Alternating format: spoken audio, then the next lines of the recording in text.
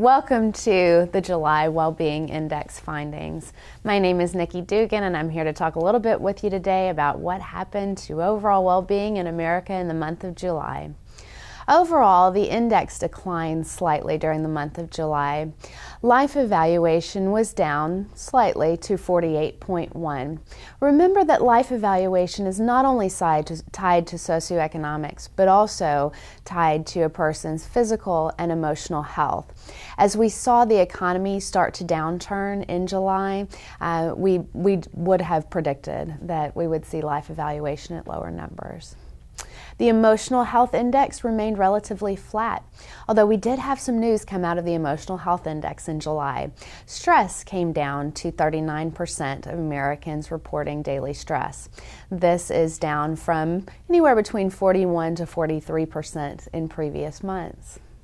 Physical health brought us some other good news. The physical health index was slightly up in the month of July, primarily due to obesity coming down a bit.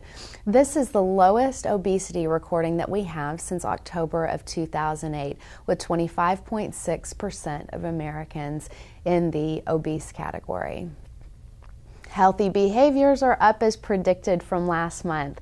Exercise came up to 54.5%. And to give you some context on that, the percentage of Americans exercising regularly in December was about 45%, so up a good 8 points in the month of July.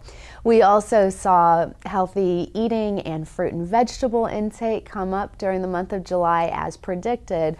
But some not so good news in the Healthy Behavior Index. Smoking actually came up slightly and was over 21%. That was the first time that we have recorded a smoking prevalence in that range since we began the index in 2008. Work environments remained flat once again this month. We have never really seen the work environment index pick up since 2008, and it is something we are keeping a very close eye on.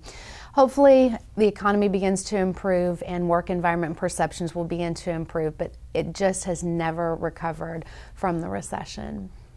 Basic access. Basic access was down this month. We saw fewer with health insurance coverage. That was actually at its lowest point at 82% of Americans with health insurance coverage.